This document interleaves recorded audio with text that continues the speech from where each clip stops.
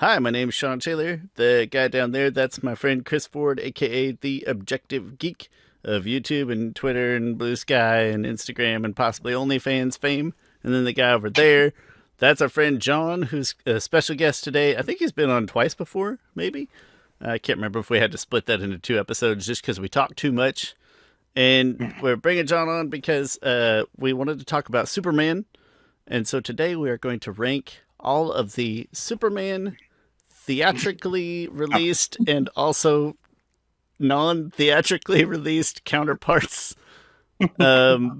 films, Superman films. And we wanted to do this with John. So John's here. John, how are you? How have you been? What have you been up to? Oh man, just chasing kids around, work and housework, bathroom remodels, and just all sorts of craziness. 2026 will be the year that like $10,000 doesn't leave my pocket for house repairs. So, just been busy. I'll believe it when I see it. Are you handy? Or are you doing your own remodels? I remember one time. I only asked because I remember one time when Chris was doing his own bathroom, and I was really impressed. I was like, "Am I the only one who's like absolutely worthless at this stuff?" Well, I was downstairs, like in this room, my little man cave thing, and like I could hear water coming down from the ceiling in another room, and yeah, the tub rusted out, so I got to replace the tub. So I take off a couple tile. Hopefully, I can put the tile back when I replace the tub.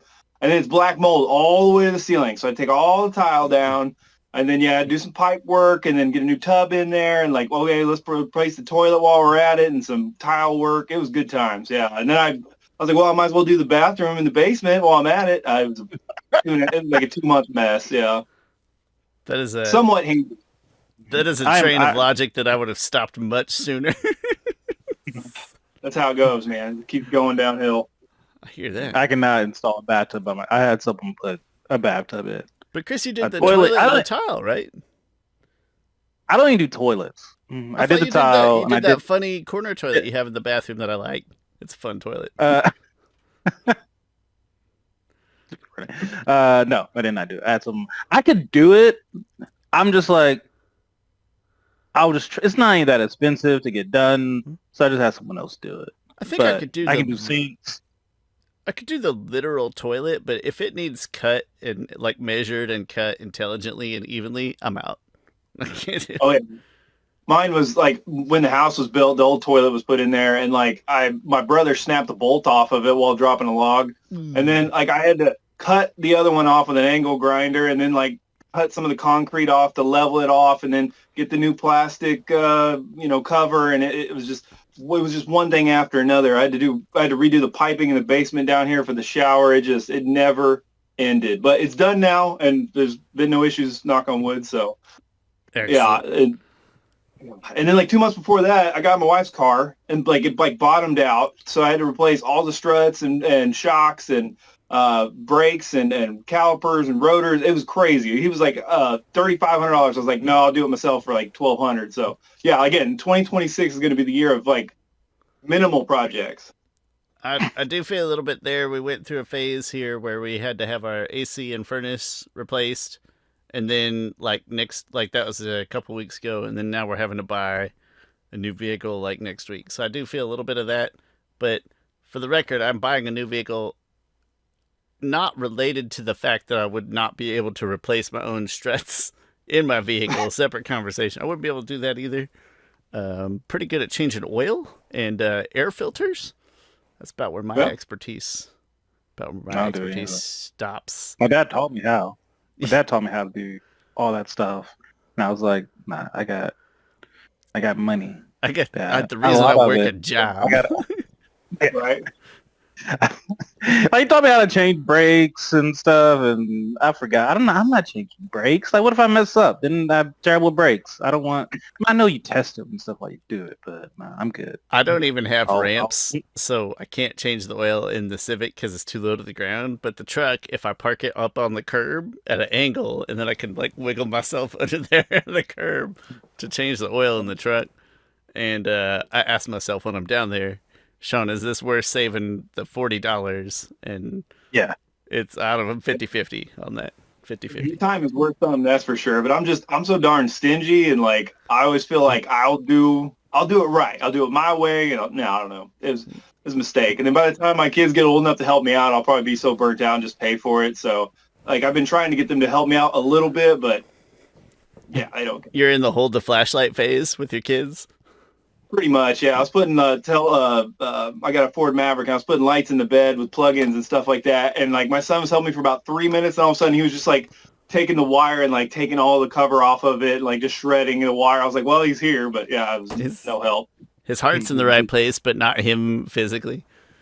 Right. But what fun stuff you been up to? We talked to you, like literally once or twice a year.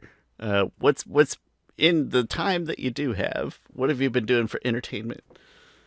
I've been redoing this room a little bit, just kind of going back to like collecting some of the Kenner stuff and just doing some customs and just some minor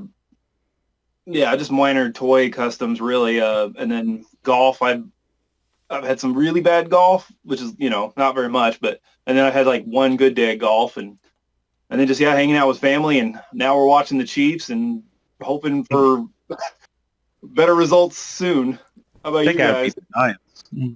Yeah, if we can't beat the Giants, but listen, we are going to beat the Giants. Let's put that out there first. I'm not a doubter, but if we don't beat the Giants, that would be the first like actual signal of if we don't beat the Giants though, Chiefs tickets might go down. Then I'll go to a game. You can get like a cold weather game against the Browns or whoever we play in the doldrums of December. Well, from what I've heard, we've never actually beat them at their stadium, so that makes me a little nervous. It's a newer stadium. I want to say it's probably 20-teens, early 20-teens, MetLife. But still, it just doesn't make me feel happy inside. But anyway, what have you guys been up to? Yeah, I saw you at Johnny's Tavern or whatever briefly, and then that was it. I haven't seen you guys since Comic-Con. Don't even remember what I was doing at Johnny's Tavern. I remember I saw you there. I've been weirdly into card games, both of the digital and the physical variety. I've been playing a lot of Balatro. I've always liked card games. Been playing a lot of Balatro on the Switch. And then recently I'm on like a little Magic the Gathering kick because I played with some buddies. And then the Avatar set is coming out too. So probably playing more card games than a grown adult should be. Chris, how about you, man? I've been chilling, man. Just I'm back to working on more custom action figures and stuff. I recently finished this Mr. Terrific. Speaking of, we might speak up today. This Mr. Terrific statue that I did. This was a Captain America statue, and I turned it into a Mr. Terrific statue. So, and now I'm working on other statues. So I'm getting back into customizations, and trying to cut back a little bit on my purchases. I did it recently. I recently redid my basement, like moved a bunch of stuff around to make the collection stuff make more sense, and I love it now. It's greatly organized. And then I took inventory on everything, and it's a lot. It's a lot, John. It's over 1,000 separate pieces, and it's worth. I had to like condense and like box, and like my eBay store has just been nuts because I just like I have got to get it under control. Like I got to get specific. I like it. That's why I like collecting like the old Kenner figures and like some of these. 3.75. I want it to look good, clean, similar. I want the flow. Like, I don't know. Yeah. I'm happy with it now. Like, I'm going to start working on like some actual like cave work and stuff, like just with foam and stuff like that, and actually like make them all look good. But I'm happy with it now. As before, it was just like cool stuff everywhere, but it didn't have any flow to it. So you got to tell a story. People tell the stories a different ways, but can't. Yeah, I get what you're saying. John, there's a toy and collectible show in Lee's Summit. I won't be there because I'll be out of town. I want to say this next weekend in Lee's Summit. You gonna go to that? Do you sell at those things sometimes? No, most of mine's just on eBay, just for buyer protection and just for convenience and stuff like that. Like, it's just mostly it's convenience. But there's a toy show, a collectible show in Lee's Summit this next weekend. If you're bored, I said I wanted to go, but I'll be out of town. I always wonder those things. I never buy anything there because I I don't know. I just don't. But I always They, I like being they there. took your $5. They took your $5 for free. They did, Or and I whatever had it's a called. good day, Chris. That's what I got out of the deal. Okay. That's what I got. It's just fun. Just fun going and looking and stuff. Like You see when so many I go things and that you work, wouldn't see in person anywhere else, right? yeah, Just like I'm not gonna buy it, but that's cool as crap. yeah. Like, when I go on work conferences, and like I'm like, oh, I want to go to the mall or to a local comic book store or to a toy store.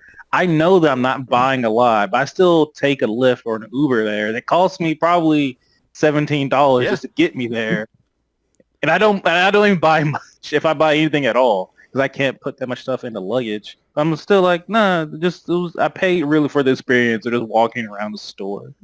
Yeah, Yeah. just to see something different. Yeah. Did you guys buy any of the Batman Returns McFarlane that came out today? Oh, I didn't see I that. did. I only pre-ordered, which I'm proud of myself. This is me trying to cut back. I only pre-ordered the Catwoman and the Penguin. I already have Keaton 89 one. And I was like, you know what? I don't need to double dip on Keaton. I don't need to have a Batman Keaton and a Returns Keaton. I can be fine with just one Keaton. And then I'm going to try and customize a Jack Nicholson Joker. I have the pieces. I bought a 3D head print for it. So I'll customize that. And then that would be the end of that era. That era will be fine. Like I have a whole section over there. It's just those movie stuff of pretty much all those McFarlanes. Oh, that looks nice. Jeez. Yeah, I think it's like the Beast Kingdom or whatever. Yeah, it's pretty baller. Oh man. Look at McFarlane out So, there still thriving though. After those guys had to have been around for 35 years at this point. Yeah, he's losing the license though at the end of this year, so Yeah. it kind of sucks. But I've got the giant duck with the penguin because I have like the old. Did you? Mattel- So oh gosh, John, I went back and forth like, do I need the giant duck is iconic. It is. It's like and then I was talking to myself, well, Penguin is $34.99. That means I can get the giant duck for like $65. That's a deal. Technically. And it is, but also that Penguin is like the end of the movie Penguin where he has on just his like onesie, and I kind of wanted the Penguin with the whole get up. And I was like, do I really need to spend? No, I'm fine. I don't. I've got this guy from like Mattel. Yeah. Over there. So I was like, I'll get the one, the onesie, and then I'll have this guy off to the side. Yeah. Do the Mattel ones? They articulate quite a bit, don't they? They're pretty good. Yeah. Yeah, not as good as the McFarlane, but they're also a little bit better proportioned. Just the technology of the face sculpts wasn't quite as good as they are now. Yeah, that's reasonable. But I do want to show. I'm gonna mess this all up, but I can't hurry. But I don't know if you can see the ducky up there. Yeah, I think duck.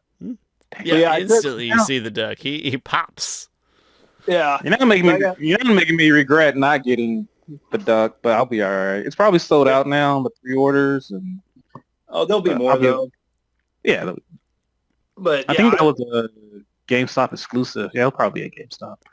John, I appreciate your bat wings hanging from the ceiling. I feel like it's cool anytime somebody incorporates the ceiling of their space. I don't do it at all. I'm jealous. That's nice. That's good use of the space. Yeah, I've got as my projector, but I've got the where is he? Sorry guys, we're going on random already. But this guy I've got to hang out, but just haven't done it yet. Waiting his turn. Yeah, I got that one also. Well, excellent. John, thanks for coming on talking Superman with us, because you'll be a much more useful conversational counterpart to Chris when it comes to Superman.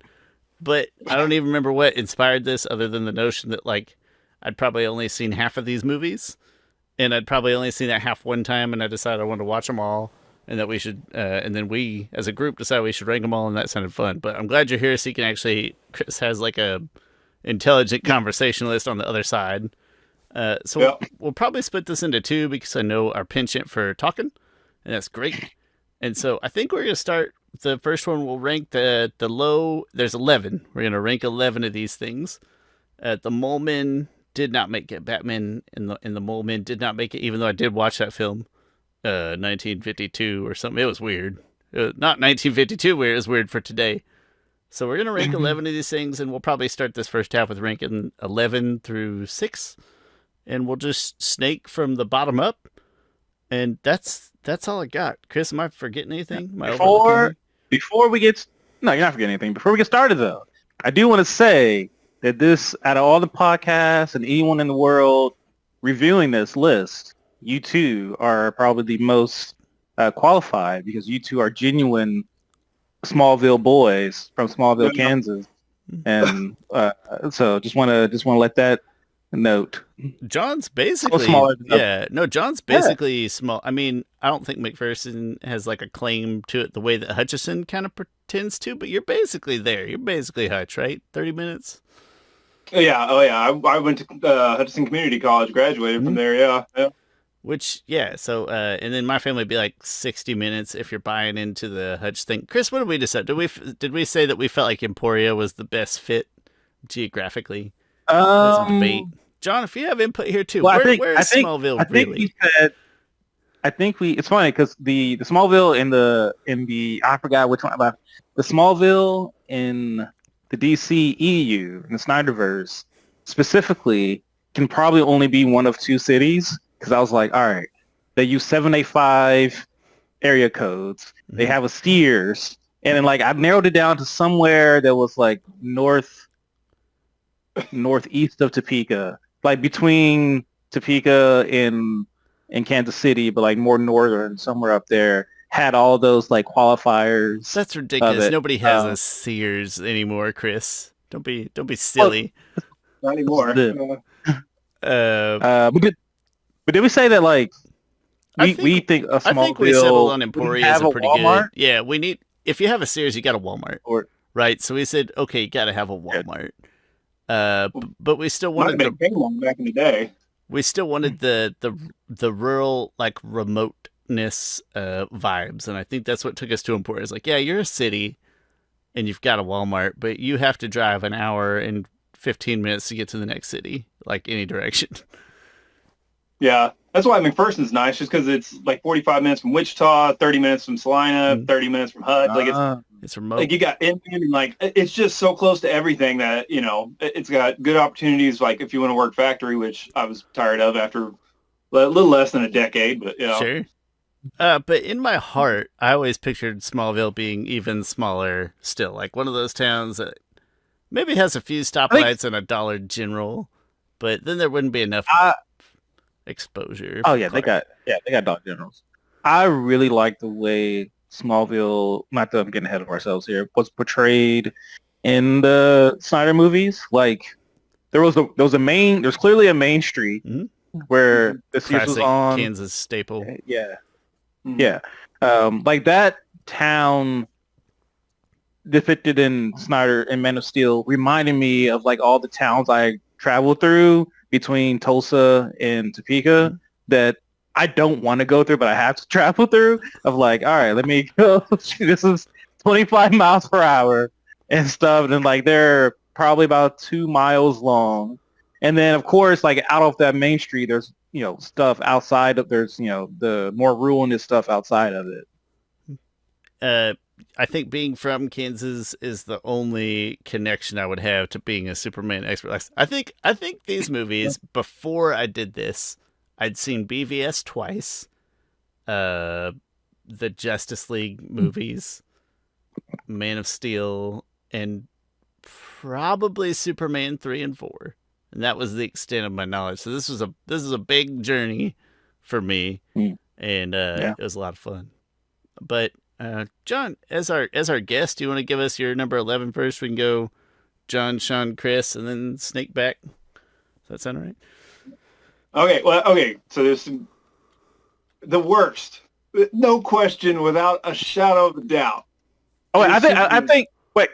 I think we're all gonna have the same 11. Let me say that first. Do you think so? I think we'll all have the same. Is it one of two, or is it really just one? I won't hear anything else but this movie because it's bad. Okay. I think now I'm nervous. I think I'm going to be wrong, actually. Yeah, no, I think we're not going to have the same one. We're not. Uh-oh. All right, John, go ahead. Go ahead.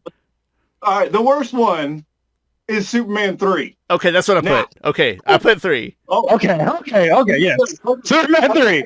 4. I was like, no, 3 is terrible. And I love Richard Pryor, right? He's in some of my favorite movies, right? Like The Toy, See No Evil, Hear No Evil. Tremendous like, comedian. Harlem Nights is my favorite comedy of all time. Tremendous comedian. He ruins the movie. It is his movie with like Superman shows up every once in a while. He's so awkward in it. He's so awkward. I will say this. He has one of my favorite lines, and I cracked up laughing. He was like, I don't want to go back to prison. They got rapists and robbers and rapists who rape the robbers. And I was like, that line, for some reason. Well, because that was up. Richard Pryor, right? Like that line delivery, that's just like a Richard Pryor one-liner, so it fit. But when he's just like, when he just sits down and he just is a magician programmer, I was like, I hate this already. I'm 5 minutes in the movie, I hate this. Well, and then like later on, like the sister's like a computer whiz anyway, so he's kind of worthless. Like he just doesn't like this. This is slightly after he lit himself on fire, so I don't know if that like threw his game off a little bit from his like almost near death experience or something. But like, and it was supposed to be like Supergirl was supposed to be in there. This is the year before Supergirl.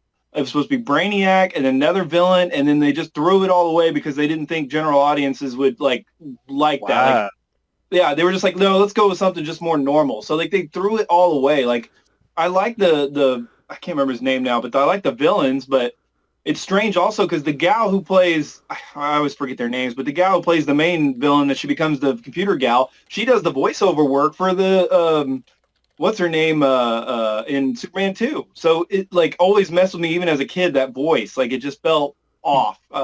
Yeah.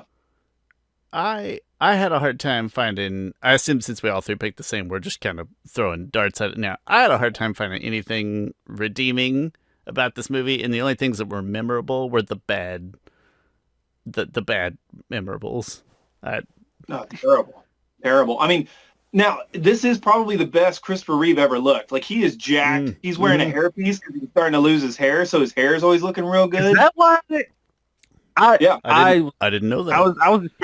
I was distracted by the hair. I was like, "What's up with his hair?" It looked really like solid, like you could have sat something on it in 3 and 4. It kind of added to his build almost. I don't know, but I mean, Superman as a visual, I don't hate the idea of him, even his hair looking a little bit like extra. You know, I don't hate that in concept, but see, I wouldn't even notice that from Superman 3. To me, it was like Superman 4. I'm like, damn, that guy just looks good. Yeah.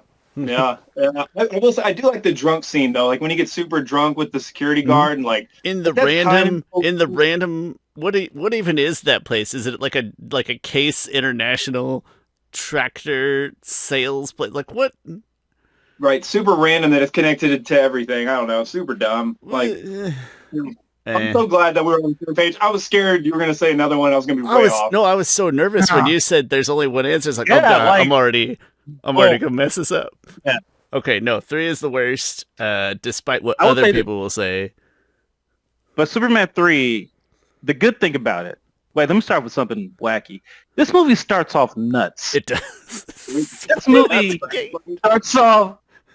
I'm like, what the heck is this? What are we doing here? Like they are. It starts off like a bad Hallmark movie, like the cityscape walking track. It's I can't describe it.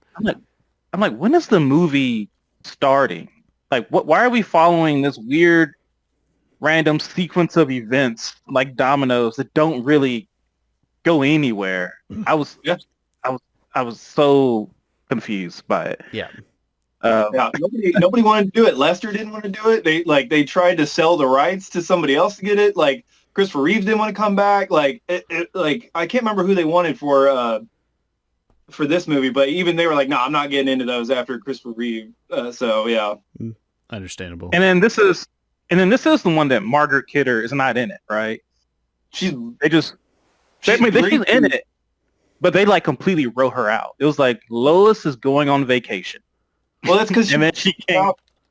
That's because she mouthed off on the first movie because of what happened to Donner. Yeah. Yes, yeah. But I will say this: the best thing about this movie is, oh my gosh, I'm forgetting her name. He goes to Smallville, and he meets up with Lana Lang. Mhm. I like her because the thing all these movies I think are missing is that no one likes Clark Kent, but she likes Clark Kent, like for him, for who he is, and I really appreciated that. Yeah, that's kind of. I didn't think about that. That's a nice thing. Way to find one thing. about Maybe this film. maybe Jimmy. I don't know, but Yeah, I mean, they like. Don't get me wrong, they like Clark, but they're just like, they like Clark like they like any other as a coworker or as Jimmy a might like, classmate. and Jimmy might like him, and Jimmy might like him like as a friend, but like Lois doesn't really care about Clark. Well, let's get to Lois not liking Clark later, because that's going to be a thing that we're going to discuss at length. Oh god. I know we all kind of went at the same time, but Chris, do you want to do your 10? Whew. Okay. My number 10 is Superman the movie. It is the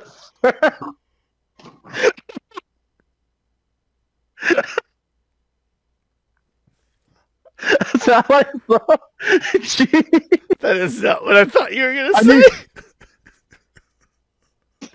what? That's not what Shame on you if this is real. And I am dead serious.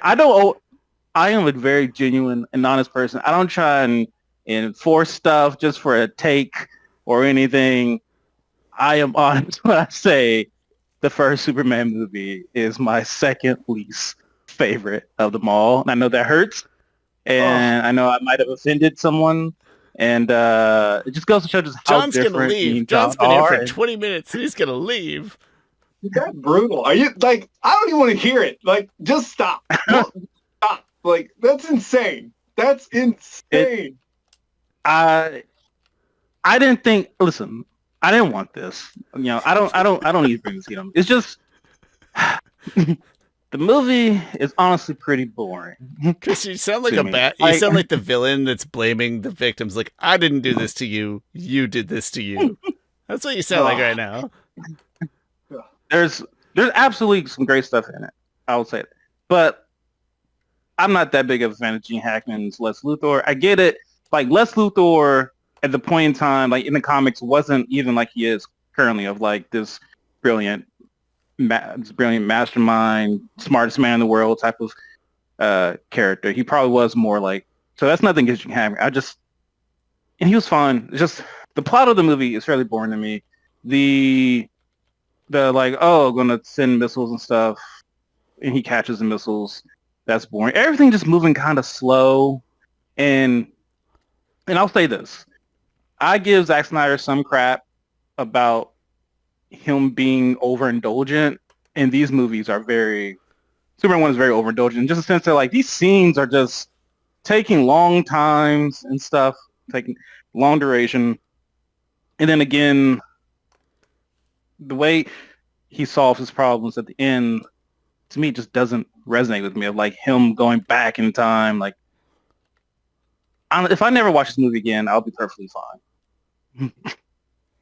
To be fair, that wasn't supposed to be the ending. Like, in context, that wasn't supposed to be the ending. I think that's what makes the early movies tough here. So I didn't know any of this stuff until we started talking about this, John, and what you told me has been super insightful. Like, I had no idea about any of these issues. Like, I'm just a 2025 man watching these movies for the first time in 2 decades, you know? I think that makes the first 4 tough to evaluate. That's insane. I can't. I got nothing. You like, broke him. I'm hurt. You broke him. And I wanted to preface this whole thing by saying John's not gonna like my list, but I thought that would be too spoilery It's too giveaway for the list. Right. I mean, nobody's gonna like your list. That's crazy. Like, you put 78. Like, you put 4 over 78. That's crazy. I must have done it because I haven't thought about it. Maybe this is a good transition to me, if you don't mind, and that's because I'll say I put 4. 4 is my second to last, so 4 is my number 10. And I tried to summarize my thoughts, and I assume that we'll go off on tangents here. But to me, 4 wasn't as bad as I remember very vaguely in my childhood, and not even my child, maybe 10, 12 ballpark. Except that Ultraman was just like kind of awkwardly and poorly handled. I thought it was going to be as bad as 3. What was his name? Nuclear Man. Nuclear Man, pardon me. Nuclear. I thought it was going to be as bad as 3. Like when I was watching 3, I was like, oh, this is probably how bad 4 is. No, 4 was still just like notably better to me than 3, but still number 10 on my list. It's not a good film. And then to build on something Chris said earlier, general rule, I don't like Gene Hackman Luthor.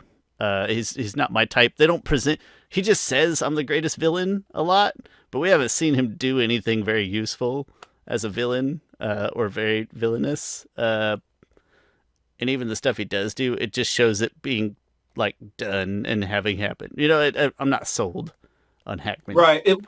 In 4, there was 45 minutes cut out of it to where like there was supposed to be a scene of like him trying to make like another Superman and failing, and like there was supposed to be more to a lot of that got cut out. Unfortunately, it got cut down from 45 minutes. I think it's 87-minute runtime.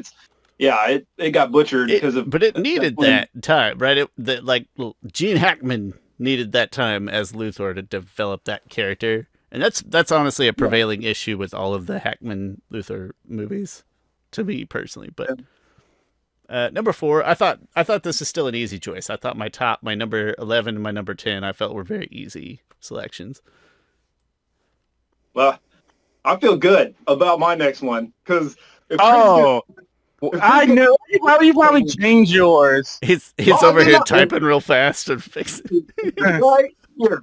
Okay. It's right here. No. Second to worst. And I will hear arguments on this, but to me and how I feel, and like,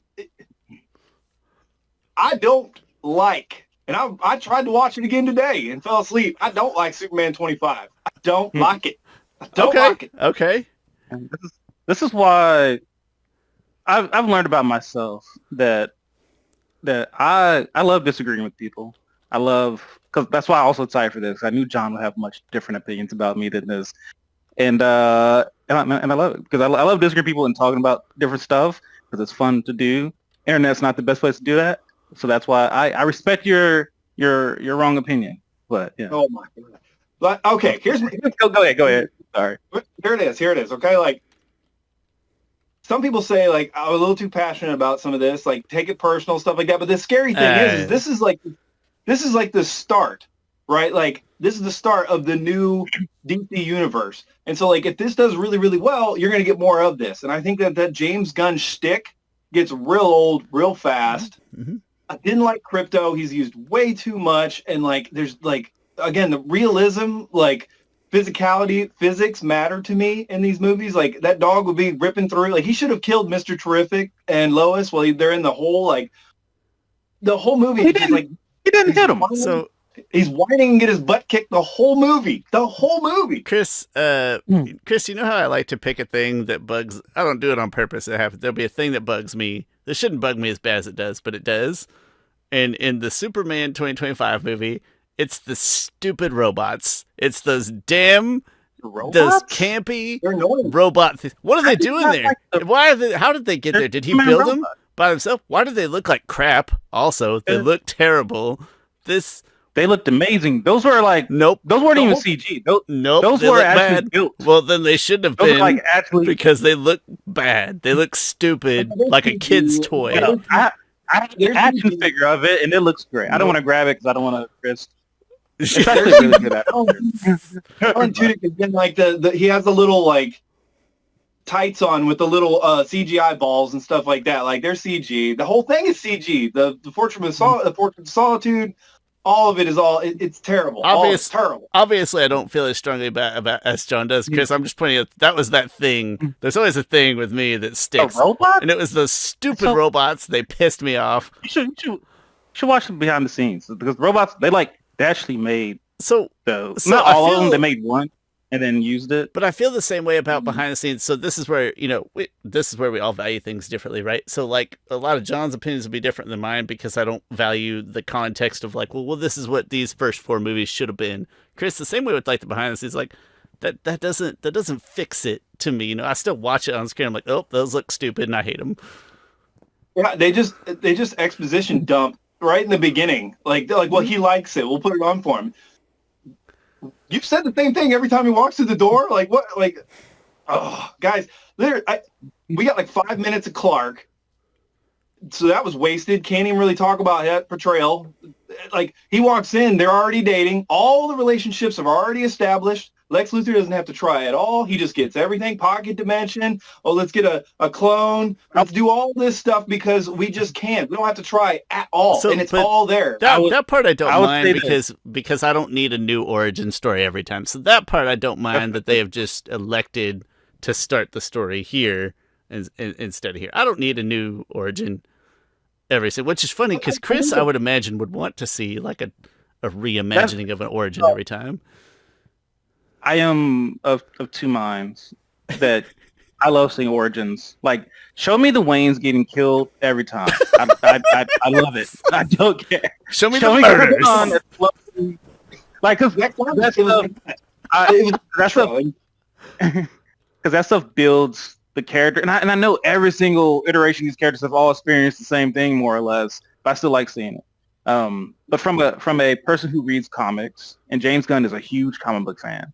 Like, he is, out of all the directors of superhero movies ever, he is, without a doubt, the biggest comic book fan. And he promotes comic books, like, way more than anybody. He'll be like, hey, we're basing this off this movie. Go read these comics. And their comic book sales have increased in those specific stories that he's said, yeah, go read those comics. And so, and I'm not trying to say, like, oh, you guys don't read comics stuff. Maybe you do read comics. I don't know. Nope. Even if you don't read comics, whatever. But oftentimes, comics just drop you in. It's like, they don't hold the hand of the viewer. It's like part of the fun is catching up, and so that is. I'm not saying that is like. I think in my review on Facebook, I said, for better or worse, this is a very comic book movie, and that's part of that sense of like it does drop you into the movie of like, hey, pick up, we're going. Like, this is a comic book. Like, Superman has Superman robots. Like, don't question it. He has Superman robots. Like, that's how it is in the comic that this movie's based on. It's based on Superman, All-Star Superman. And in All-Star Superman, he has Superman robots. I don't ask, oh, where do the Superman robots come from? Where do they get built? What is this? I'm just like, this is a comic book. Like, I know in the span of this universe, I can fill in that stuff in my head and in myself, and I can just accept that, all right, there's these things, and this is these people, this is this world, this is this universe that they're already in. But I still understand the sentiment of like, hey, what the heck? Like, we're going faster. Well, I feel like in a movie though, you need to build chemistry. Like you need to see these relationships developing in some way, other than just like we barely meet them. They're getting ready to make some babies, then all of a sudden they're in a huge argument, and it's like she's never like talked to Superman that way. Like, it's just weird. I hated that. I hated that whole scene. That whole scene pissed me off so much. You hate that? That's one of the best freaking scenes of that interview. Nope. It's one of the best. Annoyed the crap out of me.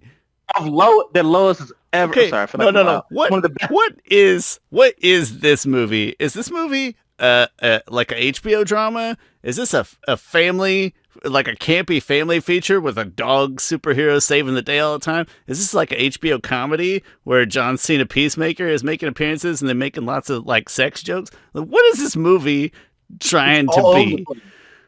Right. It wants to be rated R. It's like, oh, we're not gonna kill anybody. We're not gonna show the deaths of anybody. But then all of a sudden we're gonna show like, good versus evil, like the bad guys with all the guns and like the guys with shovels about ready to fight. And like, we're gonna raise these stakes. Oh my God, New York is splitting open. Metropolis is splitting open, but nothing's really happening. It's like they want to do all of it while keeping it G or PG. Like it's a weird tone and vibe. It is. It's such a. That is the. But that is honestly the tone of. Honestly, that's the tone of comic books. But I say all this, and John, I'm saying all these things in complete agreement with you, and yet I will try to not give away much, I say is like I don't feel nearly as bad about this movie as you do, but you are hitting on some things that just like as I was watching, it's like what the hell I will is say going that on here? one rebuttal, one rebuttal that I will not co-sign at all that you mentioned, John, is he gets beat up a lot. I think that is one of the. I'm not saying that's not true. I'm saying that is a. I think that critique is unfair and unwarranted in telling a story. You can't have your main character has to face some type of obstacles. They have to be beaten down because what's the point if they just beat everything? It's like we love stories about heroes and stuff because when they get knocked down, they still get back up. If he's never getting knocked down, why do I like? I'm not relating to him just winning everything. And also, so that's one part of it. And also, look at who he's losing to. He's losing to himself. But he was getting beat up by the engineer. Like the engineer should not be able to go toe to toe. She was tag teaming him with himself. Right, but like she should punch him and like maybe it would hurt a little itsy bitsy with, but like she is not Superman. Like again, I don't want Zack Snyder's like Dragon Ball Z like stuff, but like I loved it. I feel like there's a nice in between like the original Superman and like Zack Snyder's. There's somewhere in between where you can like still make him a little vulnerable, but he needs to stand out a little. Like, and here's my other problem. He does. He does. He blows himself. He uses super breath to go off a black hole. He lifts a building up. He definitely shows his strength and power, which is stronger probably than anything Cavill has ever done. Granted, Zack Snyder is so good at. I'm talking about physical. He was carrying that whole like John. Being it. This is like me arguing Avatar feats, okay, like Korra feats, like Korra versus Aang feats, because everyone is like Korra is so weak. Honestly, and this is something similar between these two different Superman, is that, well, John, you never watched Legend of Korra, but Korra does get beat up. Korra gets beat up a lot, and a lot of Avatar fans are like, Aang never got beat up. Like, what's going on? But they do show Korra like she's the next Avatar after Aang, and she goes through adversity. Like she faces villains that Aang couldn't really probably. I mean, he could do. I'm just saying she faces harder level villains, and she gets the crap beat out of her a lot, and fans get on to her about that. And I'm like, well, you want to have your character go. Same thing I just said.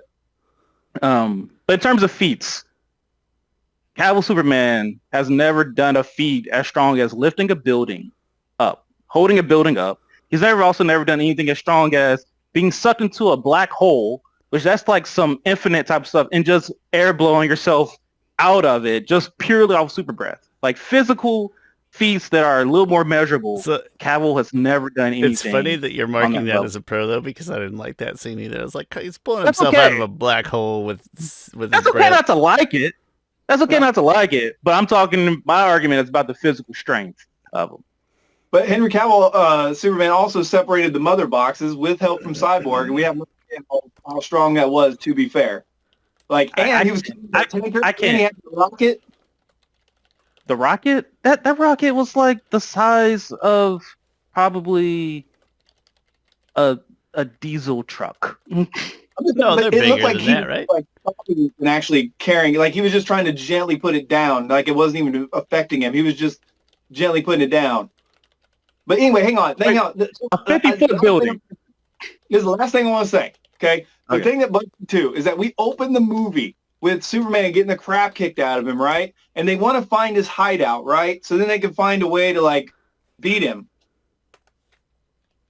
You already beat him. Like he came back and was getting beat up again, which is really stupid, calling out moves when the guy's faster than a speeding bullet, but your words coming out of your mouth and somebody else's controls can beat him up. It's so stupid. But like he already lost the first fight and he could have been ended right there. Now had Lex said something like, I have to ruin his mystique. I have to, like in Batman Returns, it was like, don't make him a martyr, make him one of us. Like if he wanted to build that a little bit, but like later on, he says it again too, where he's like, well, after this, we'll kill him. Same thing with the Crypto the dog. Just have Ultraman go over there and snap his neck. He didn't have to do the rest of this crap. He could have already beaten Superman in the beginning of the movie. The rest of it is pointless. He did say he did allude to that. He might have said it outright, but also his thing about Lex Luthor is that he's so egotistical that he can't have Superman die as some big symbol. He needs to bring him down. The real reason why he was going to the Fortress of Solitude wasn't to find a way to beat him. It was to find a way to discredit him and to make him worse. He was trying to find stuff to convince the armies of like, hey, let me kill Superman that way to mark him down as to take away that symbol and mystique of him. I get that, and that makes sense. Had they actually said that and like carried that a little bit, but also, but why? Like again, like we have to go there and get this thing and say that it is like if he can have pocket dimensions and all this other technology, just make up a signal that says whatever it is you want it to say. Like it's just dumb that like we can do all this other stuff, but right here we have to get this message that was. Oh, thank God it was there. Like I don't know, and then I didn't know how they did that. They did his parents dirty. Well, because and we can talk in circle. I mean, they did have. I think reason why they want to do that because reason why they wanted to have them go get something that isn't necessarily manufactured by Lex Luthor is that they then support that with like because Mr. Terrific coming and saying, yeah, like all these people said that was legit. Like if it was something that Lex just configurated or something, that would possibly call more into question that not being legit. And also, sometimes a story just has the story. All right. Well, we'll come back up again, so I'll let it go. But God, that movie's terrible. It is a jagged. I'm glad it is a jagged experience. I'm glad I put Superman 1 as second to last, just for that. So I just did Superman 4, and then John, was that you that we just got 2025 there, right? So now you give us your number 9. Oh man, this one again. Like I don't hate this movie. I think it could have been better, but it is like we talked about before. It's the black sheep. Like it had a one-off, and it kind of petered off. It's Superman Returns. Like I don't know. I don't really mind the kid, but at the time it just seemed weird. It came out of nowhere. Like it's connected to the Donner universe, but it's not really. Like Kevin Spacey steals the show. Brandon Roth was at the time the best substitute for Christopher Reeves. Like he has the stature, the size, the look, the cadence. Like he's got all of it. Like the suit sucks, but mostly like in the ending of him like carrying the new landmass or whatever, like with the shard in him and everything. Like there's some good moments, especially when he's like, you say the world doesn't need a Superman, but like I can hear them and they're calling out for a savior. That's the best moment. Yeah. Yeah. I mean, there's moments in it. Like when he's carrying the car, like off of the comic book, like there's good stuff. It's just a weird little blah. And then it's gone. Man. So I actually I like this one quite a bit, but I don't want to give away like how much. So I'll actually kind of refrain commentary here and say I like Superman Returns quite a bit. I had quite a bit of fun watching it. Chris, thoughts? Yeah, I mean, I don't. I think you're. Superman 2 does have a lot of little good stuff in it, and it is kind of like out of all of them, it's probably the most stepchild of the movie because it's so one and done. Maybe watching with like a fresh perspective because that one I don't know if I had ever seen. I maybe don't feel as bothered by the stepchildness of it. Like I was aware, it felt weird and displaced, but maybe that doesn't hit me the same way as longer time viewers. Yeah, this one and Batman Begins came out about the same time, and like I remember everybody. No, so weird. Yeah. Returns is a little before Batman Begins, right? Just a hair. Yeah, I think Batman is June, I want to say, and maybe it was May, maybe. Oh, so literally next to each. Okay. Batman Begins was absolutely June 15th. Okay. I'm just gonna throw it in the Google machine quick and see when Superman Returns came out.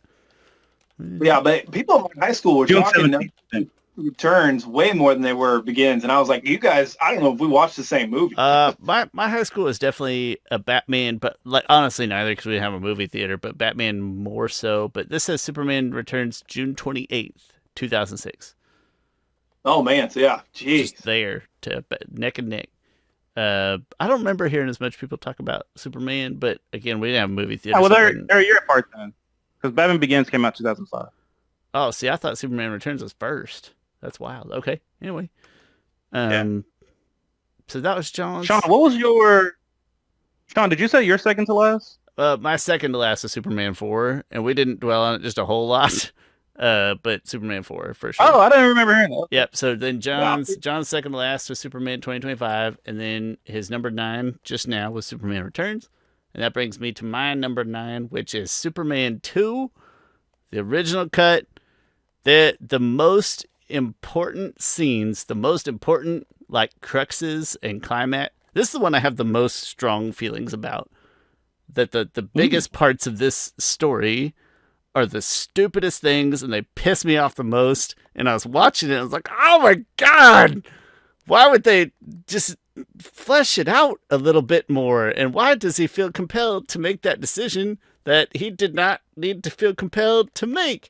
And then Lois clearly does not love Clark Kent whatsoever, not even a little bit, and he should have known that before he made his stupid decision. So I would say that there's really good, there's really good bones to a movie here that I could see myself liking, but the most important pieces of the narrative made me the most upset.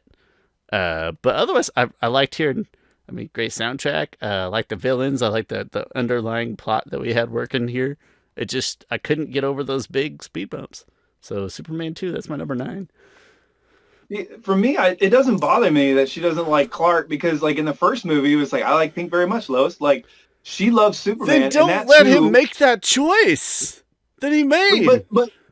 But that Superman is Superman. Clark is Kal-El. Like, Clark is a nothing. This is the thing. That's what matters is because Clark is nothing. Like she loves Superman, and that's who he really is Kal-El. Just let him be Superman. Don't let him make that choice. So this, and I'm glad you brought this up. I'm glad you brought this up because I did want to forget this. Oh my God, it killed Kill Bill, Kill Bill Volume 2. I love that movie. Solid At the flick. end of the movie, great end of the flick. movie, Bill is like he has that whole Superman monologue of like pretty much telling her that like she's a killer, like you're a killer, like you disguise yourself. He says like tells her about like, oh well, Clark Kent is the mask and he's a reflection of humanity, that Superman thinks humanity's like dorky and stuff and weak. The Superman is really him. And for the longest time I was like, that is the and I'm still like that is the wrong interpretation of Superman. To me either Quentin Tarantino doesn't understand Superman, or so for the longest time I thought either Quentin Tarantino didn't understand Superman, or Bill within this universe thinks of Superman like that. Because all the Superman I've watched, I think the latter. And again, I don't really have a good memory of these movies, so I recently rewatched them all. But in watching all these ones, I'm like, oh, I get what he's saying, because in these movies, he is not Clark Kent. Like, but like Superman is him, and Clark Kent is the mask. When to me, and all the other iterations of Superman I've watched, from everything that I have and stuff, like he's kind of both, but he's more Clark Kent. He's neither really, but he leans Clark in other universes. And like, sure, there's the Clark Kent of like, oh hey Lois, but he's still, even those, he's still Clark Kent. Like he's still kind of dorky and stuff, and he's still very humble. And so it was like your Dave Chappelle white guy voice. No, that's what you're like. Well, hey Tom, how are you doing? Oh, I'm sorry, that's Daniel Tosh doing a black person doing a white person. Anyway. And so for the longest time, I did not like, which I still don't like that one, because to me, he's just looking at the movies. And to me, Superman is more so Clark Kent than anything. Like, he was raised as Clark Kent. He never stopped being Clark Kent. He's always Clark Kent. That is who he is. And he's also Superman. While on the flip side, Batman is most of the time Batman. He does see himself as Batman. There's this interesting... Yes, go ahead. Remember in Batman Beyond where he was like, he was talking about like getting mind control, and he was like, well, he just kept calling me Bruce. In my mind, I call him Batman. I'm like, God, that is so cold. Like, yes. And there's a Wonder Woman comic book, well, a DC Trinity comic book where like the three of them, Wonder Woman, Superman, and Batman, like they all make a pledge. And so Wonder Woman goes like, I, Diana the Mascara, pledge to so-and-so and so-and-so. And then Superman and they all have the lasso of truth. They're all holding the lasso of truth, so they can't lie, right? And then Superman goes, I, Clark Kent, and he might say, I have to look, he might say Kal-El. I think he just, now I got to find it. Anyway, he goes, I, Clark Kent, pledge to so-and-so. And then Batman has it, he goes, I, Batman, does so-and-so, a pledge to do so-and-so. And Superman's like, huh? And then like, I'm Batman. Dude, that tells you like Batman is mental. That's why I love Batman 89, because you feel that like he could be the villain at any moment. That's why I love Batman vs Superman. Like he could snap any moment and just become the absolute villain of this universe. Like I love that. I love it. And I want one Batman movie to end up being Batman in Arkham Asylum. All of it is in his head. I want that. Just one. Give me one. Oh, yeah. I like to go a different route. Sorry. Anyway, very good. Yeah, I think it's one movie. Yeah. I know. So I got one more note to make on Superman 2, and it's just kind of at the end, and it's like the nail in the coffin. Is that like he gets his powers back, and he makes a point to go back to the diner to get revenge on a random bully citizen. It's like, that's stupid. And that was like the nail in the coffin for me. Just feel like, you know what? This movie, it isn't for me. I'm not the right audience. Comes to the Donner cut, because in the Donner cut, that dude has no clue what happened because he goes back in time. Yeah. So he shows up, kicks the guy's butt for doing nothing. Which is why. Okay. That's a good point that I actually hadn't considered yet. But also, I am really glad. The more and more I thought about it, I'm glad we agreed to separate it out because of the way it handles stuff differently. But I didn't even think about that. That poor guy didn't even know what's up in the Donner cut. Not poor guy. He's a jerk. He's still a jerk. Yeah. Just a sec. Trying to put him on a different path. Yeah. Well, blows up the Fortune of Solitude, which doesn't matter because he reverses time. Well, no. That's in the Donner, which is stupid. Anyway, go ahead. I was just reiterating. Yes, in the comic book, holding the lasso of truth, Superman says Clark Kent, Kal-El, and then Batman just says Batman. That's sick. I'm surprised he didn't say like the last son of Krypton, like, kind of like that extra little. Yeah. Yeah. Wonder Woman definitely did. She was like, I, Wonder Woman, the Mascara, daughter of Queen Hippolyta, like her whole. I love Wonder Woman. It reminds me of Apollo Creed, where he's got like 38 different. His little nicknames. Yeah. I think that's a boxing trope in general, right? I think so. But Chris, that was my 9, and I think we're on to Chris's 9. Okay. My 9, like you, Shawn, is Superman 2. I wonder how much overlap. Yeah, it's so strange that I forget. There's just things about this movie that just don't work in gel. Superman 2, specifically the theatrical cut. That it's like the pieces are there, but it's just not gelling together. And then when I watched the Donner cut, I was like, oh, okay. Like it for some, even though, and we'll get to the Donner cut, but even though the Donner cut doesn't change that much, but for some reason, Richard Donner just does a way better job directing that it just it's like feels he took the way same better puzzle on so many pieces, different levels. but he put them together right instead of just like to get them into the spot. But it's the same pieces. Two, I guess I felt I had guilty feelings about 2 because I think that the general populace does like it quite a bit. I think the Superman population. Yeah. Oh yeah, it made 190 million, and the original made 200. So it was well liked. I think Siskel and Ebert actually liked it better than the original. So I think that it's just my like Catholic guilty conscience that felt bad. It's like, no, that's where I'm at. If I'm watching these movies, that's where I'm putting that one. No. Chris, anything to add before we loop back to Beyond Your 7? I know we already kind of hit 2 on the head. Be on my 7? Me on my 8? Oh, I'm sorry, you're 8. You're right. My mistake. Yeah. Okay. No, I think we covered. Oh, I'm with you that, and I mentioned before that no one likes freaking Clark, and I don't. The scene, and one thing, this scene happens also in the Donner cut, but again, for some reason, I give more crap to the theatrical cut. The scene of like he gets beat up in the diner, and she's like, she's like, I want the man I love back. And he's like, he's not here.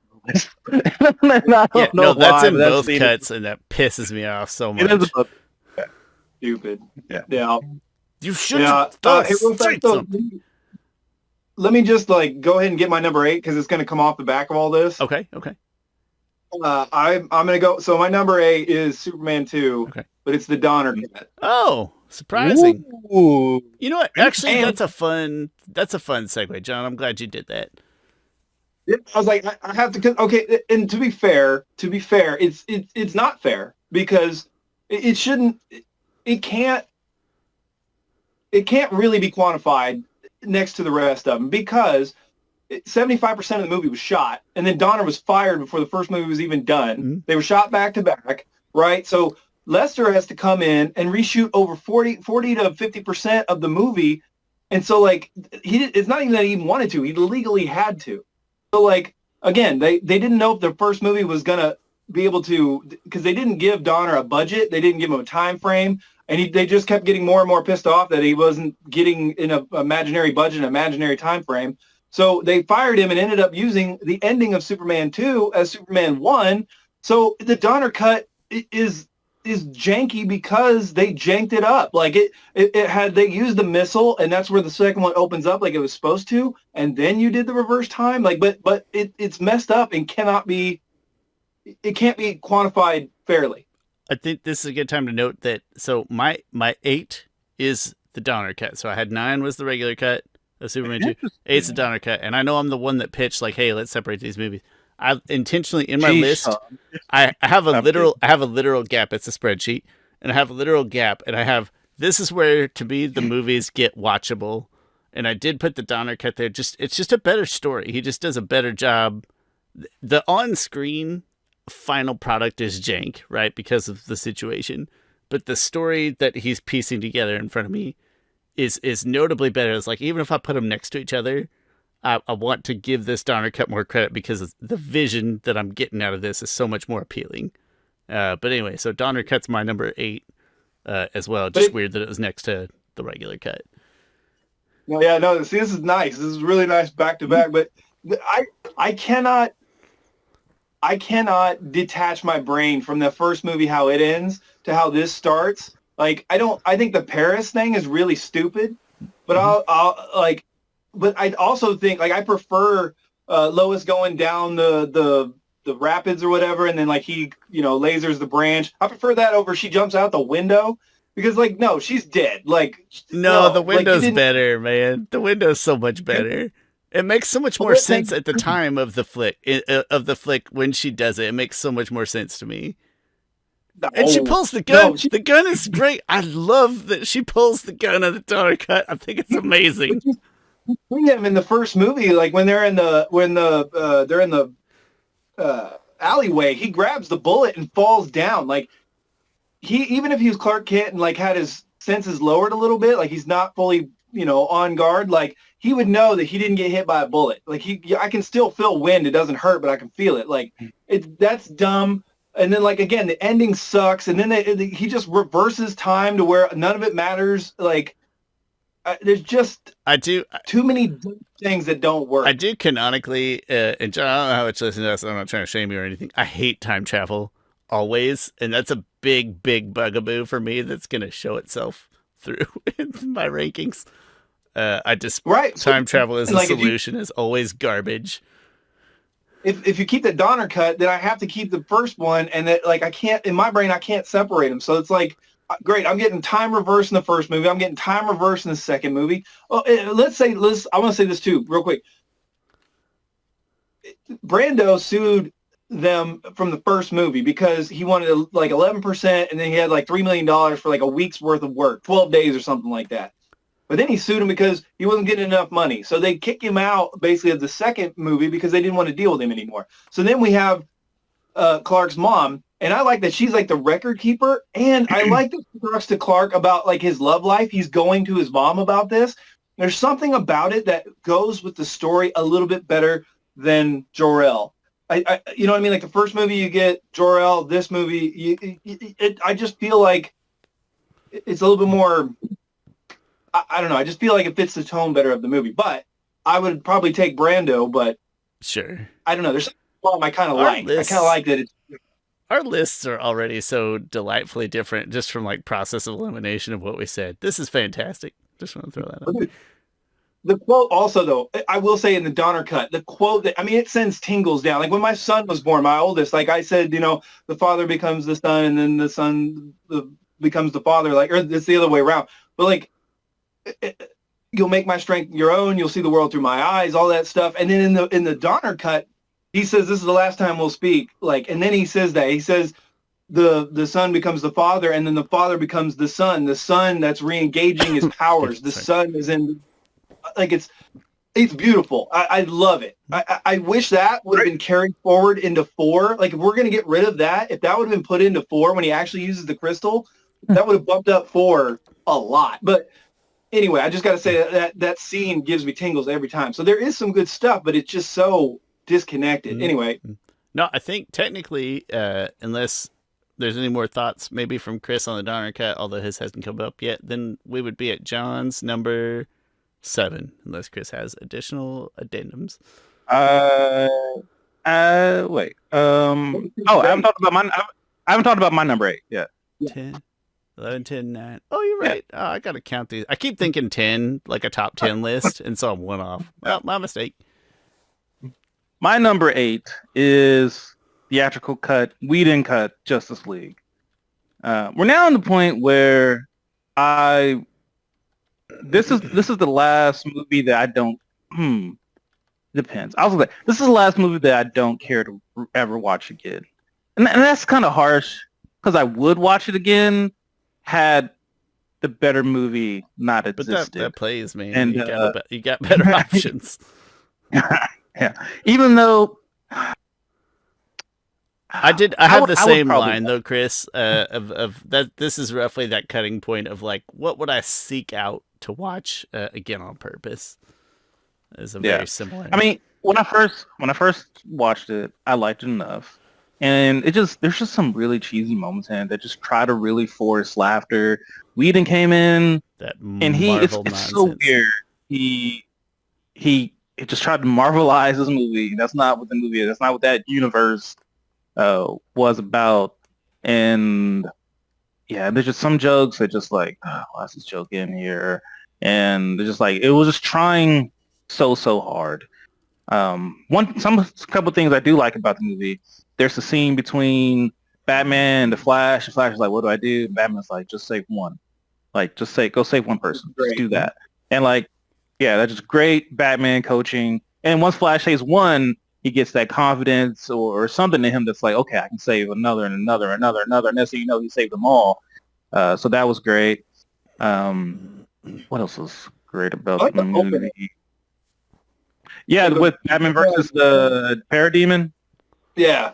Like, that's stupid when he blows up and it's on the wall, but like that scene is cool. Yeah, it's good looking. Totally agree. Yeah, that was the only other thing that I could remember that was like different from the Snyder cut that was still good. I didn't even realize it was different till just now. You're giving me news. What, John? Oh, I said I do really like. There's a couple of little moments like when Superman comes back to life and he's like, Pet Cemetery, like, should we lay down and show our bellies? Like, there's just a couple little lines that I wish would have stayed in, and I do like Lois being in there more in the Zack Snyder cut, just because it's like it has to do with those flashbacks. You know, I don't know, like, yeah, I think there's some, and then the lasso of truth when they're on the car and you got Aquaman. And he's like, you know, I'm ready to die for a righteous cause, and then like the lasso goes on him. He's like, actually, I don't want to die. I'm young. I got stuff to do, and like he realizes he's got. But yeah. I think I would say this. That stuff would have gone a long way. I mostly don't miss it in the better cut, which is what I'm gonna call it. But a little of that stuff would go a long way without the whole Marvel quippy vibe to it.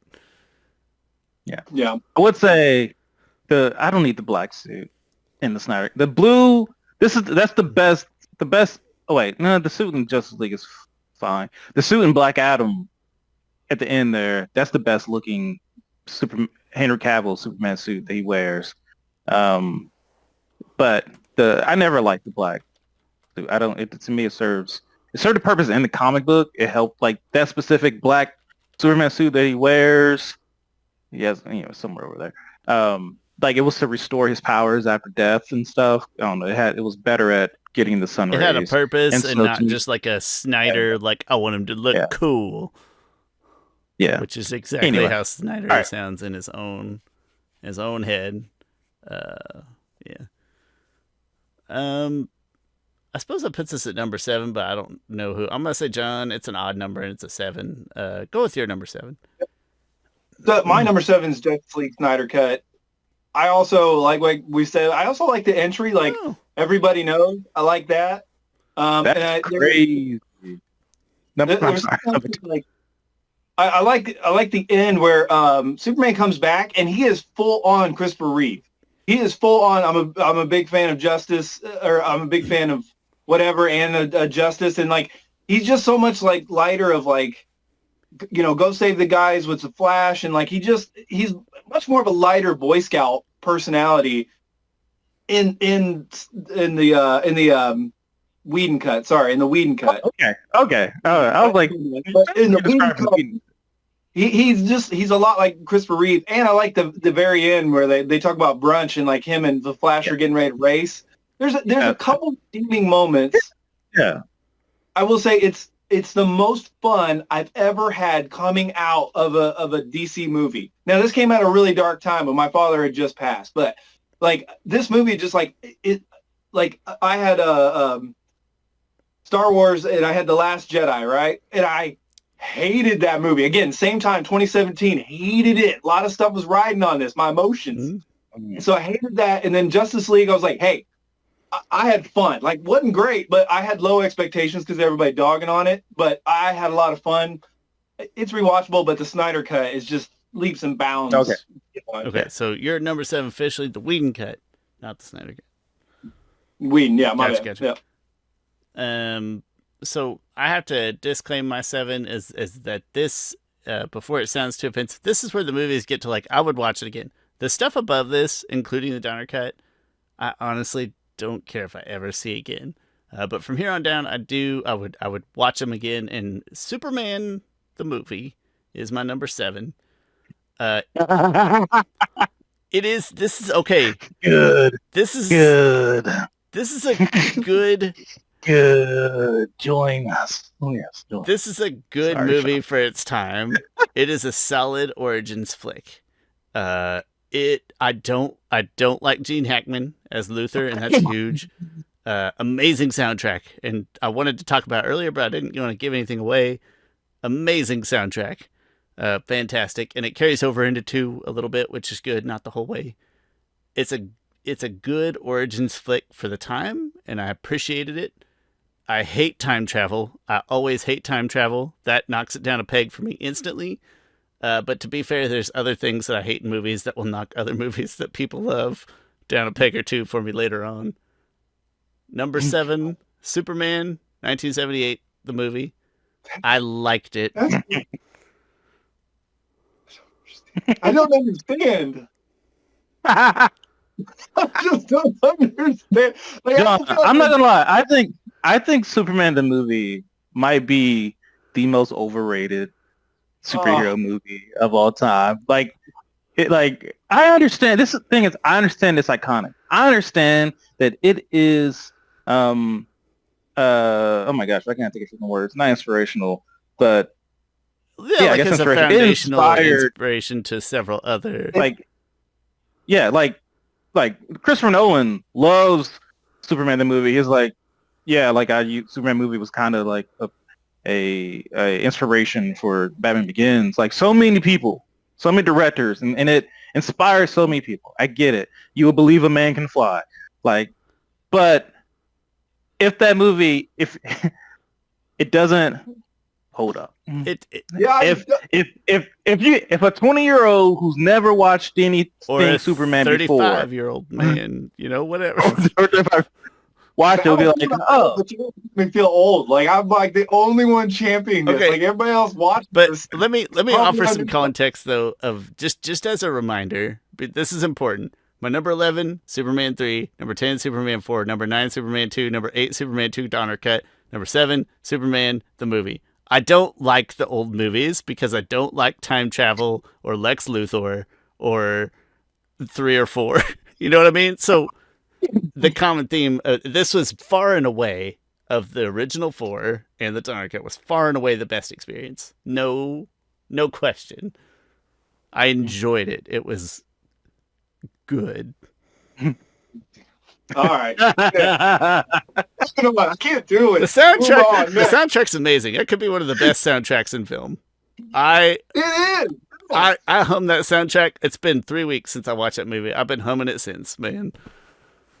It's still used in 25. It was used in Snyder's. They should Justice have League. just beat the crap out of that soundtrack into those other, like it's in 2, but it's kind of watered down a little bit and changed.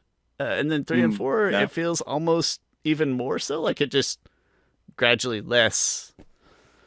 Yeah, I think it's only like really in the beginning and the end. Yeah. in the No, 4, they should have hammered the shit out of that and just over and over again as much as they legally could have. It's amazing. Since we're talking about soundtracks, my favorite Superman soundtrack, it's kind of interesting to say. Man, Superman 2025 takes it and then alters it a little bit. They're kind of pretty much, there's a little just more guitar, more modern riffs Yeah, on it it. just feels more like. I'm not saying that's my favorite. I'm just saying that's my favorite. My favorite is Hans Zimmer. Okay. I love Hans. And the thing is, it's weird because the John Williams score is the Superman soundtrack. Mm-hmm. It is the absolute Superman soundtrack. If you're going to pick anyone to put on Superman film, Number 2 would pick that probably one. be the theme song from the cartoon. Yeah, maybe. But Hans Zimmer soundtrack, so freaking good. It's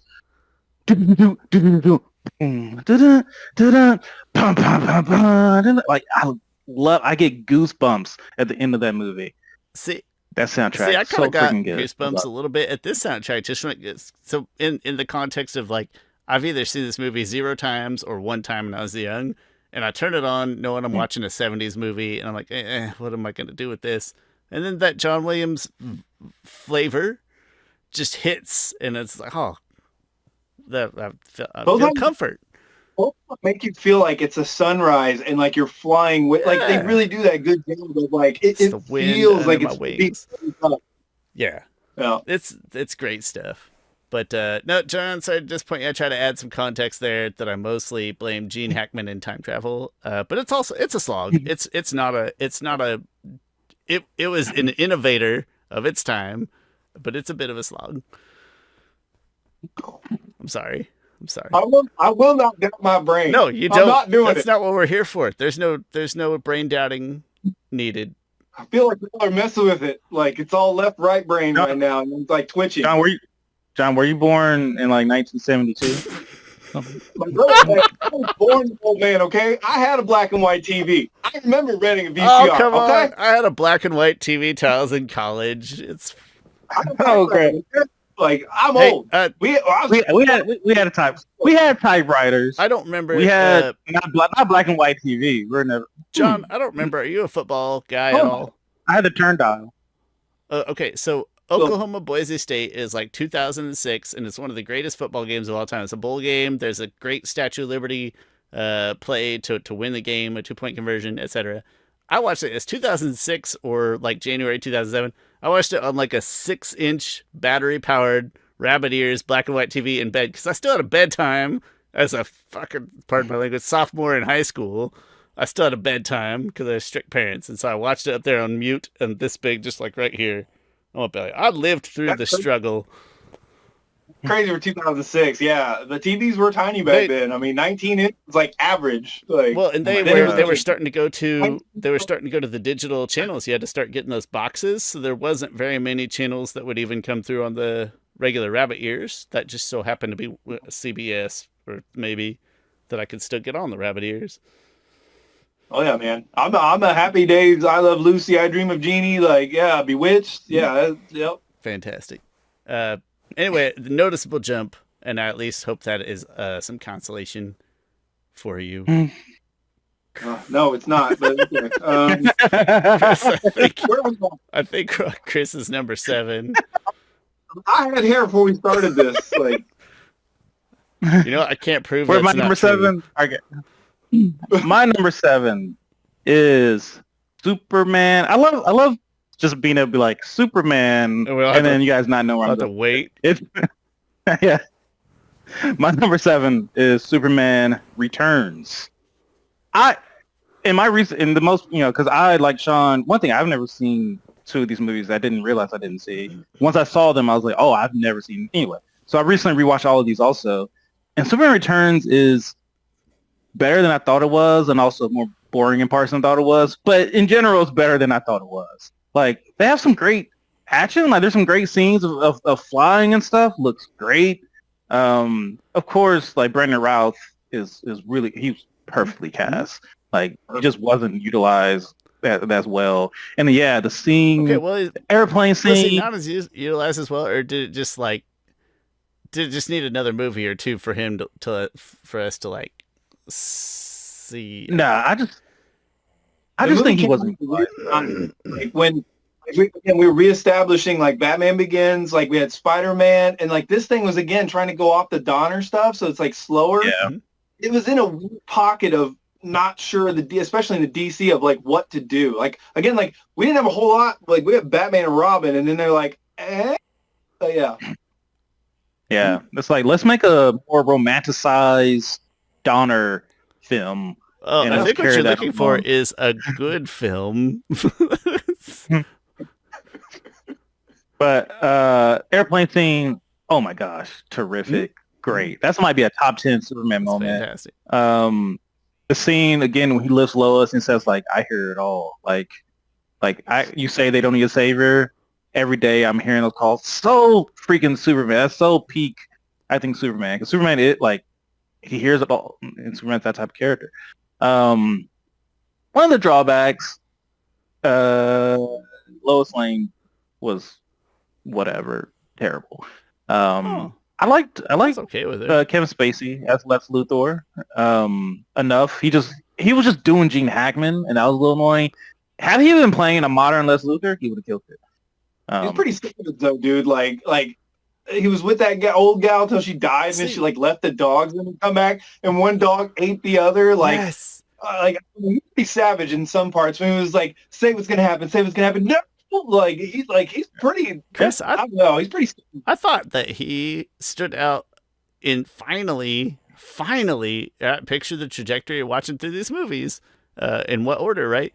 It's like, oh my god, finally I have a Luthor that's like an actual villain and not just a loud guy. Finally. I think the reason why I'm comparing it to Gene, saying this like Gene Hackman, is that the characterization, the characterization of him of being like not the businessman, modern Les Luthor, who's the world's smartest man type of deal. Yeah. Instead, he's more of a criminal mastermind type of deal. Mm-hmm. So that's the way I was saying that they were similar, and I would rather have the goofy with the wigs stuff, right? That's kind of silly, but that's great. Hackman-y, I guess. I would say, yeah. And again, everyone knows the weirdest thing about the movie is that Lois has son. The math isn't math, and Lois should be like, what the heck? But she's not. She's just like, oh, I must have had sex with Superman and had his kid somehow, Didn't and tell I'm him cool with it. Oh, Yeah. So yeah, but in general, I would gladly watch Superman Returns again. Lots of great stuff, like you mentioned, John, the car scene where he lifts the car. There's so much good stuff in it. never expected to like Oh, and this then movie as much as I did. yeah, Yeah. and one of the things I love about the different comic characters is just how the city and the people around react to them. And so, like, when Superman dies at the end of Superman Returns, like, everyone feels it, you know, like, and like his mom goes there, but she can't get close because she's not, no one knows who Clark Kent is. Um, and yeah, so, you know, that's different from, like, when Superman dies in BVS, it doesn't feel as nearly as earned, and I'll get to that in a little bit, because the city, you know, people around, the citizens don't, to me they react a lot better, and it comes across better in Superman Returns. Very fair. Yeah. Yeah. Does that put us at Chris's number 6, and then we can do our 6s and decide if we want to cut off at 6 or do one more to 5 or something like that? Yeah, we can cut off the 6. Okay, so yeah, let's all do our 6s. Chris, go first, and then we'll. My 6, and I'm surprised it was here, is Superman 4: The Quest for Peace. Y'all liked this movie a lot more than I did. Like, I started tearing up watching this movie for some reason, and also I forget where, but to me, this is one of the best depictions of Superman and what he represents. Of like, hey, the world is at war, and like, and just the way it starts with a kid just writing into Superman, like that's so Superman to read a kid's writing and be like, oh, you know what? I haven't thought about this thing, but the innocence of this child made me think about this thing, and I want to go do it. And then he goes to the UN, and everyone stuff gets around. It's like Superman can do it to me, because that's what Superman can do. He can inspire and do the impossible and make things feel like everything's going to be all right. And that's what Superman Quest for Peace does. And so that's the biggest reason why I was like, oh my gosh, what the heck is happening? I am really enjoying this moment. The movie goes down a little bit downhill for me. Although I will say Nuclear Man wasn't as dumb as I thought he was going to be. That was my biggest takeaway. I was thinking, I went into this movie for whatever reason thinking, man, because I think I'd seen this one more than once. I think I'd seen this one in high school maybe, and I had a really bad ugh. And so when it was surprisingly not as silly as I thought, it's a pleasant surprise, even though it's still my number 10. But that was a huge takeaway for me. It's like, no, Nuclear Man was, I get it. It's all right. The thing I hate the most about the movie and Nuclear Man is that he's so thirsty. Like, he sees her, and then all of a sudden, again, we got this, like, love triangle thing where the bad guy's trying to get with the superhero's girl, and, like, it's just weird. Like, it's just like... It's just weird. I don't think we've touched on the weirdness, some of the weird relationship 3 and 4 are the sexual most dynamics, right? Of the Donner movies. Shipwise, 3 and 4 are the weirdest, surely. Yeah, I think it might have been 3 when Superman turns bad and he dates that girl. Yep, that's and like weird. They hook up. Yeah, like that one's weird. What the heck? Like that's freaking weird. Like weird. What? And then he's like, I don't know who you are afterwards, and she's like, oh, I thought we were... 4 was kind of awkwardly thirsty all around in a weird way. Yeah. The Donner cut, which is stupid, is that like he sleeps with Lois and then he goes and removes his powers. So there's no reason to remove his powers. Both cuts he does that. Let's be clear. Oh no! Yeah. In the Lester cut, he takes away his powers. No, she's in his bed in the first cut of 2. You might be... No. In Lester, like he loses his powers, then he goes and gets some. I think John might be right. Now I gotta And Google. the Donner gets them and then goes and gets rid of his powers for some reason. I don't know how to ask ChatGPT this without getting weird, but I'm about to. Like, listen, what was the order of Superman getting some? I would defer to John on those, Probably, but yeah, probably. either way, in the Donner cut, yeah, it doesn't make. It didn't make sense. Okay, but it didn't make sense in either one. It's crap, and True. Pissed me off. It's like you guys already. It wasn't a physical thing. You guys already did the deed. You already laid the super fight. We are already, as a general rule, we are already accepting that Superman is pretty anatomically similar to a human. There's an right, but if he sneezes on accident, he's gonna kill it. Yeah, he's gonna just shoot stuff through. It's gonna be terrible. You can't be connected with superpowers like that. She's gonna die. He knows how to control. I bet he probably doesn't sneeze. Hey, I gotta be honest. He probably never sneezes. He doesn't know how to control for Pedro. He does. There's no way. That was his first time. He could have killed her. No, it's irresponsible. I could have been his first very easily. It would be easier to prove that it was most likely his first than it would the other way around. Yeah, no. I'm 220 pounds of awesome. My wife's like half me. Trust me, like, it matters. Weight and physics, no. He needs to lose his powers. No. I'm sure I am. Wow, we're about to get in. Never mind. I was about to get into some more than I was. Just saying, he needs to lose his powers first. Otherwise, he could kill her. It's irresponsible. You know what? Oh, it's funny. It's so funny how Superman throughout all the different iterations handles this thing, because in Smallville, when he could only have first time he had sex was with with Lana, because she had somehow got superpowers one episode, and like they're like, oh, we can have sex, and like through it was comical because it was like earthquakes happening in Smallville. And like they'll be someone in the diner will be like, "What is going on?" And it's like, "Oh, they're effing." Smallville was weird. There's other weird episodes of Smallville, like when he goes to puberty. But there's a scene because in Smallville he's slowly getting his powers in a couple different episodes, right? There's a scene he has this hot super substitute teacher, and I don't even remember how she looks. I'm just saying she's hot, and like it's like a hot summer day also, so she's like. and they're watching a video about animal mating, and like and so Clark is just looking at her and then looking at the screen, and he's like and then so his heat vision starts like coming out, but it coming out almost like jizz. It's like, and he burns a hole in the projector, and then Nelly's song "Hot in Here" plays, or that might have played before.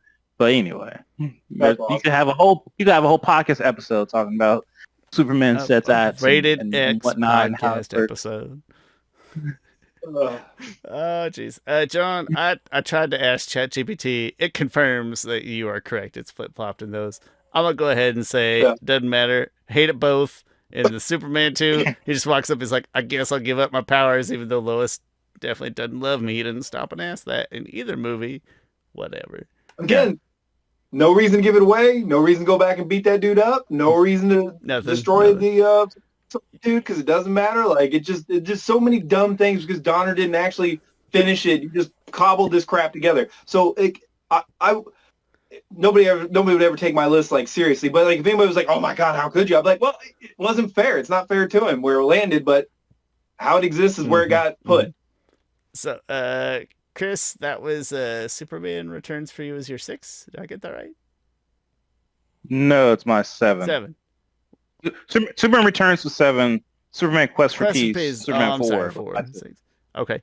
So that brings me to my 6, which is the Whedon cut, which we are to a place where I'm like, you know what? I was probably harder on this movie than I ever meant to be, and I rewatched it like, it's fine. I have issues with it, but just the mostly like Marvel quippy wannabe type issues, but it's fine. I wouldn't watch it again because there's a better version, but if there wasn't a better version, I would probably watch this again. And but again, like the Donner cut though, this thing was like 75% finished or more, and Whedon had to go in there and he had to do enough to get his name on it, and he had to get it under the 2-hour runtime. So like, But he he also stuffed has so to have much Whedon stuff in there that he probably didn't need to, right? Like, he didn't come in and finish the project. He came in and like put his stamp I think on he it. I think he refilmed everything. Like, and I don't think Snyder had to go back. I think the only, and maybe I'm misremembering, but I think the only thing Snyder added was like that final nightmare scene that he had to and add filming for. Filming wise, and in the Martian scenes, and then I think pretty much everything else, like, where it's pretty much already there. Like the Flash scene, I know was definitely already filmed when he saves. Oh my gosh! everybody. That, and also when he saves that car accident and stuff. Iris West. Yeah. Like all of that in the cyborg scene, all of that was already filmed. And then Whedon was just like, I would 100% refilm 3/4 of the scenes Snyder did. I cannot confirm or deny that. I will defer to Chris. Chris probably knows best. I will say it feels like Joss Whedon came in and is like, nope, we're going to do this thing my way. And I don't really like that way, even if I understand it was still like not an ideal situation. But I said that's why I'm at least prefacing with, we're in the territory of movies where, again, if a better cut didn't exist, I'd probably watch this again and I'd be like, that's fine. So number 6, Justice League, Whedon cut. I think that brings us to John's number 6. Yeah, my number 6 is Superman 4. I think a lot of it probably plays into nostalgia. A lot of it plays into, I love Christopher Reeve. He is Superman to me. Like still got a little bit of that score still there, and it's also like, again, like 80s and 90s, right? Rock and roll, drugs, nuclear weapons left over from, like, you know, the Cold War, right? Like, it's culminating. The Soviet Union's getting ready to shut down, right? Like, we have AIDS. Like, these were like really big topics, and it really feels like a movie of its time, going after the nukes and stuff like that. And yeah, like Chris was saying, it feels like Superman's like, okay, this is dumb. You have me now. You don't need the nukes. Let's go get rid of this. And like Gene Hackman kind of using that, and like, I mean, would I have gotten a Chippendales actor to be my lead as the main bad guy? Probably not, but he looks good, and like, but he was supposed to be anyway. stupid, right? So like, all right, why not? I have to say too, I love John Cryer, I believe is his name. 2.5 Men. What is he it? Played Lex Luthor. Hot Shots. He played Lex Luthor in the Supergirl show. Yeah, he did. Yep. And then he played. He was Lonnie Luthor in that. But yeah, he did. He's just always been a great actor. You know, him and Pretty in Pink and Hiding Out and all the stuff he was in as a kid. Like, he was a lot of fun, a lot of good comedic. I don't know. He had good timing and stuff. I love the movie. Like, for all of its faults, especially, I would love for them to go back and find all that lost stuff, put it through the AI machine or whatever they got to do to kind of get it put back in and cleaned up. I would love to see like the fully realized version of this thing. I would hope that in a few years, because I believe that footage still exists, that they could go back and do this. I mean, it's also a movie that, like, kind of, I'm not sure if it directly ruined Christopher Reeve's marriage, but like, he filed for divorce like after this, and like left his wife and like 2 kids and got married like 2 years later. Like, you know, it's 87 was the last year, 2 more years we'd have Batman. It's like, it's just in that weird thing, and it like, a lot of its budget got stolen from Masters of the Universe. So it's like, I just have a lot of like caveats with it, nostalgia, and just like, I just love that 80s vibe. And yeah. Yeah. Yeah, I think you are right on the 80s vibe commentary on it. And so I think, so that's like an hour, 40 minutes talk. That's as good a place as any to stop. And then next week we will do our top 5, and then we'll go through the fun little ancillary favorite Supermans, Lois's, Luthor's, etc. But that being said, that's it for one episode. If you made it this long, congratulations. You got to hear Chris reference Superman putting jizz out of his eyeballs, which has got to be a first on this show. And my name's Shawn Taylor. That's Chris Ford, aka. I'll just send you that clip. I don't need to say That's how it goes. I don't need to say it. That's Chris Ford, aka the Objective Geek. Nah. And that's John over there, our special guest, and he'll be back next week for sure. Thanks for watching. I'll put all the stuff down in the description. Likes, thumbs ups, comments, positive reviews, bells, subscriptions, whatever. We appreciate all that stuff. Thanks for watching. We'll see you next week.